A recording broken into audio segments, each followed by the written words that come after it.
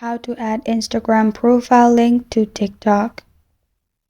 Hi everyone, it's Sophia to assist you today. Without any delay, let's jump right in. First, open TikTok. Click on your profile located at bottom right corner of your screen. Then click on Edit Profile. In here, click on Links. In Links, you'll find Instagram pop up at the top. Click on Instagram. After you've clicked on Instagram, simply log into your Instagram. Log into your Instagram using your username and password in this way.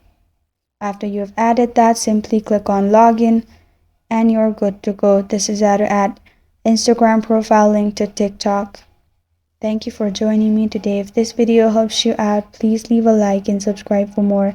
Got a question or want to suggest a topic? Comment below. I'm Sophia signing off. Until next time.